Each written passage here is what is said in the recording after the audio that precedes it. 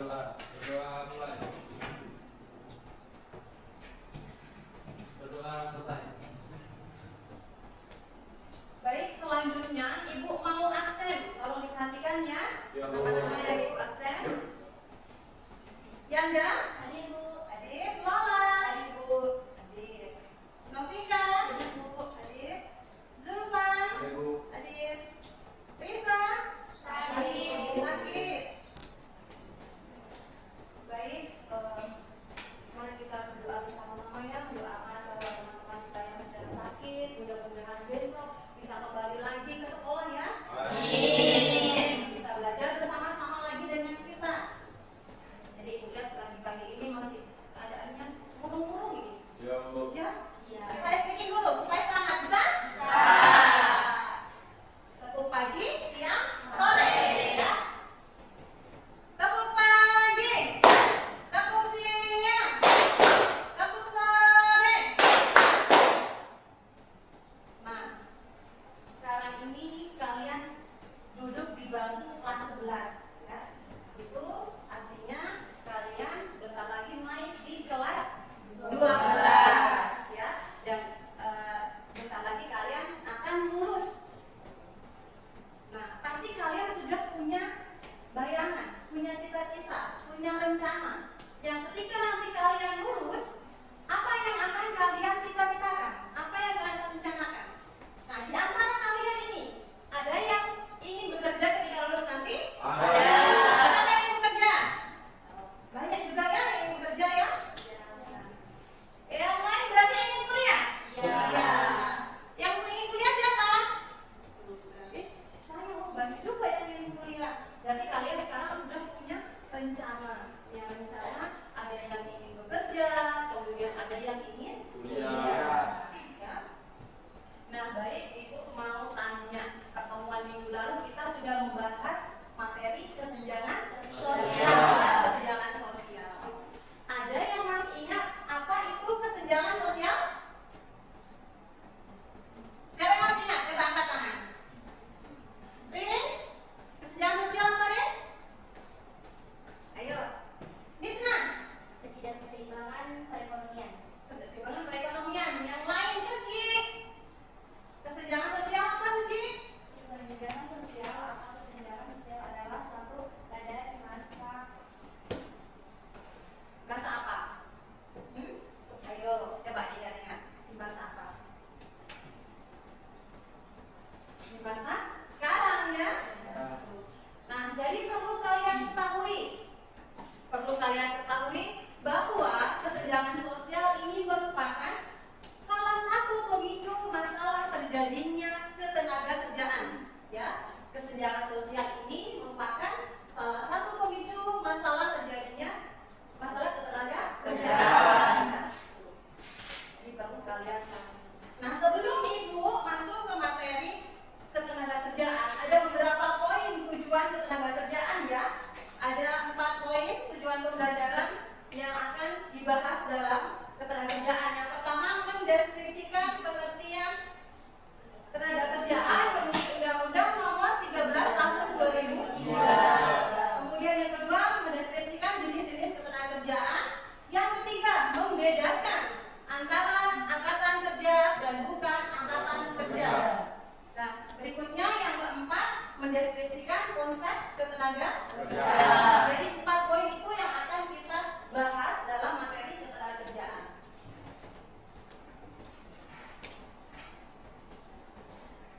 Nah, sekarang silakan kalian perhatikan gambar yang sudah ditampilkan di depan. Ya. Silakan perhatikan gambar yang Ibu sudah tampilkan di depan. Ya? Kelihatan?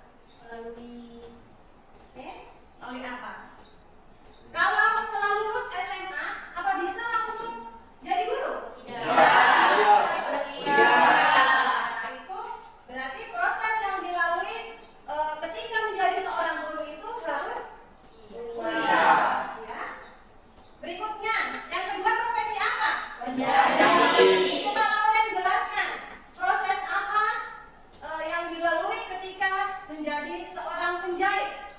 Proses latihan terlebih dahulu agar bisa menjadi seorang penjahit. Proses latihan berarti melakukan latihan kursus. Mantap Wendy, tepuk tangan buat Wendy. Yang berikutnya yang ketiga profesi apa? Ririn. Guru. Proses apa yang dilalui Ririn ketika ingin menjadi seorang guru? Dengan menggunakan tenaga. Dan menggunakan tenaga, berarti hanya menggunakan tenaga. Ketika ingin menjadi seorang guru, dia hanya menggunakan tenaga. Nah, selanjutnya Ibu mau memaparkan garis-garis besar materi ketenagakerjaan ya, tolong diperhatikan. Yang tadi sudah Ibu jelaskan, mendeskripsikan pengertian. Pengertian apa tadi? Ada yang masih ingat? Ketenagakerjaan menurut undang-undang. Nah, di sini dikatakan bahwa setiap orang yang mampu melakukan pekerjaan guna menghasilkan barang dan jasa, baik untuk memenuhi kebutuhan sendiri maupun untuk masyarakat. Ini pengertian ketenagakerjaan menurut Undang-Undang Nomor 13 Tahun 2003. Kemudian jenis tenaga kerja. Jenis tenaga kerja tadi Ibu sampaikan bahwa ada beberapa jenis tenaga kerja ya. Ada jenis tenaga kerja terdidik, terlatih, dan tidak terlatih. Nah, pada gambar tadi yang Ibu suruh perhatikan kalian sudah bisa melihat, oh ternyata kalau tenaga kerja terdidik itu apa? Kemudian kalau ternyata tenaga kerja terlatih itu apa? Ya, tenaga kerja terdidik ada yang kalian tahu apa? Coba siapa yang bisa menjelaskan apa tenaga kerja terdidik? Tenaga kerja yang melalui pendidikan ya. Mereka memperoleh itu pekerjaan melalui pendidikan seperti kuliah ya, melalui bangku pendidikan. Contohnya apa? Guru, pengacara, asisten, akuntan. Itu mereka memperoleh pekerjaan itu melalui pendidikan. Ya. Kemudian yang berikutnya tenaga kerja terlatih.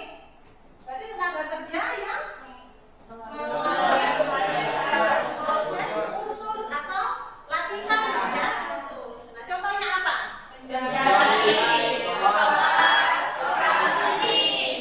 seperti pada gambar pertama yang Ibu sudah tampilkan, kalian bisa menganalisa bahwa kalau penjahit tadi itu kalian katakan bahwa dia memperolehnya dari proses latihan khusus ya. Bagus.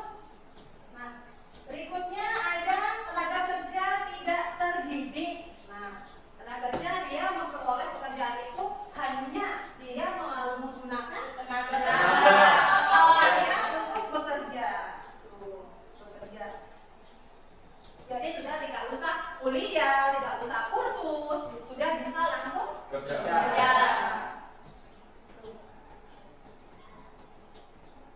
Baik, selanjutnya Ibu mau tampilkan video berikut ya.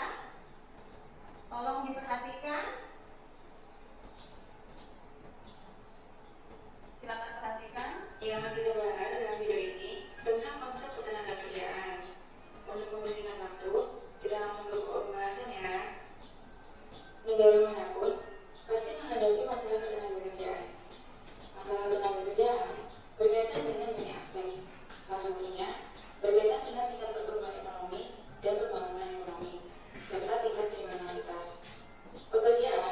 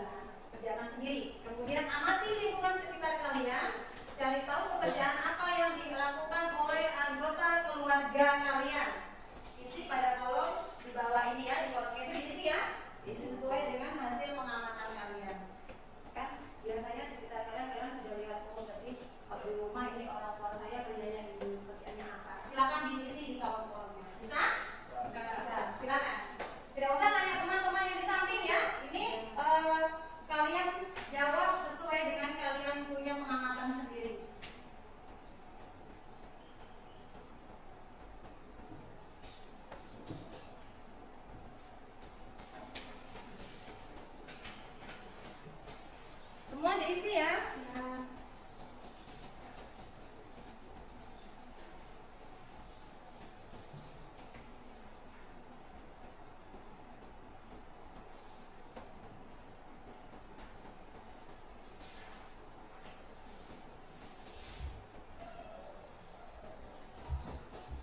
Ibu tulis namanya apa, misalkan orang tua pekerjaannya apa ya, kerja apa, terdidik, terlatih atau tidak terdidik, sesuai dengan materi tadi yang sudah dipaparkan tadi.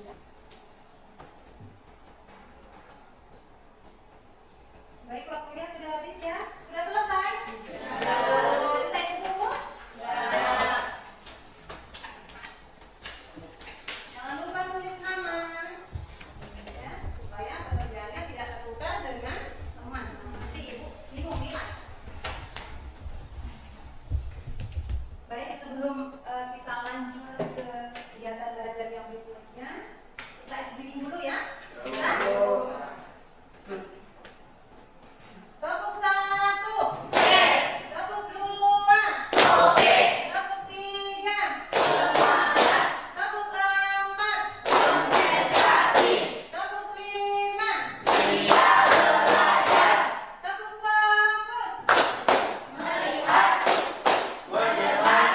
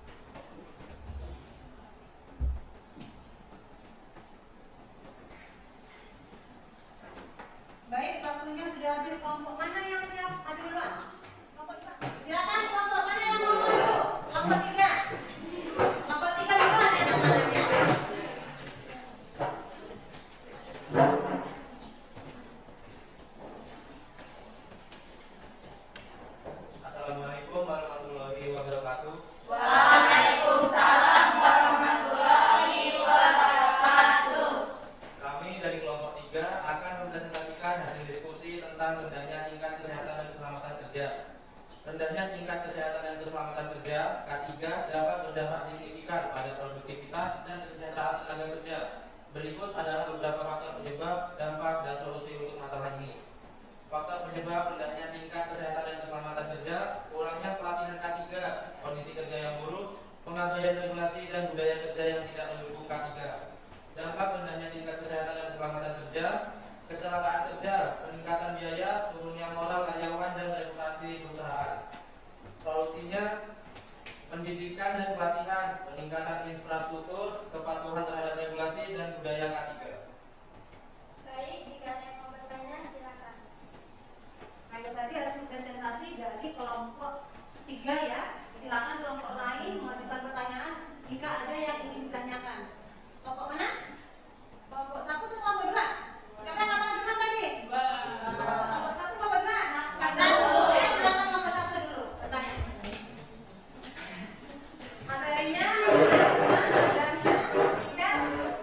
kesehatan dan keselamatan kerja ya. Silakan.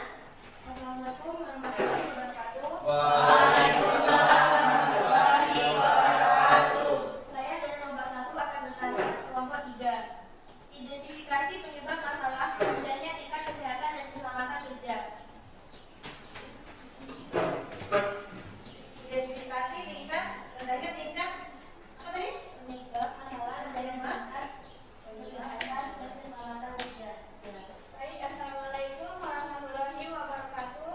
Waalaikumsalam warahmatullahi wabarakatuh. Saya perwakilan dari kelompok 4 akan menjawab pertanyaan dari kelompok 1. Rendahnya tingkat kesehatan dan keselamatan kerja merupakan masalah yang serius yang memerlukan perhatian dari semua pihak termasuk pemerintah, perusahaan, dan pekerja. Data yang ada menunjukkan bahwa perbaikan dalam regulasi, pelatihan, dan kondisi kerja sangat penting untuk meningkatkan kesehatan dan keselamatan di tempat kerja. Bagaimana kelompok 1 atas jawaban yang diberikan oleh kelompok 3? Paham atau kurang paham? Paham. Silakan kelompok 3 untuk presentasinya. Baik, sekian presentasi dari kelompok kami. Kurang dan lebihnya kami mohon maaf. Wassalamualaikum warahmatullahi wabarakatuh. Waalaikumsalam warahmatullahi wabarakatuh. Silakan duduk.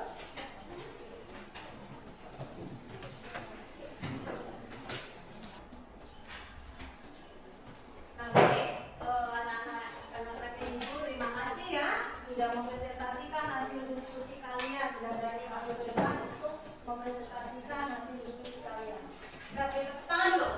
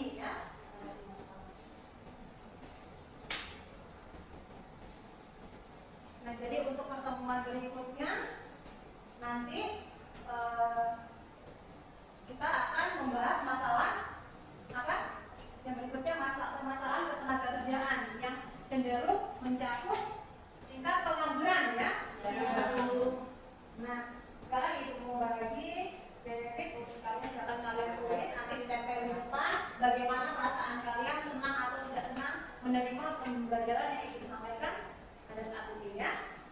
Mulai materi kerjaan, silakan nanti ditempel. Tempel ya.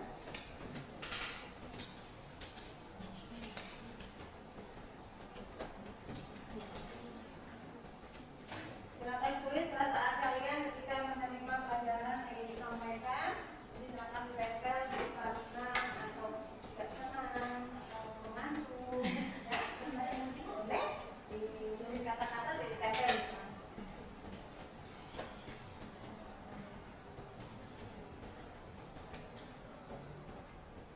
Ayo sampai sudah boleh ditempel di depan. Ayo nggak usah malu-malu. Nggak usah, itu kan menggambarkan perasaan kalian ketika kalian menerima materi yang ibu sampaikan. Ya, ayo silakan. Ayo. Maju ke depan. Ayo. Ini gambarnya ya.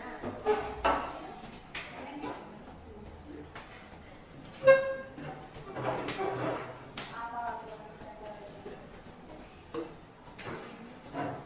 Sudah? Sudah semua?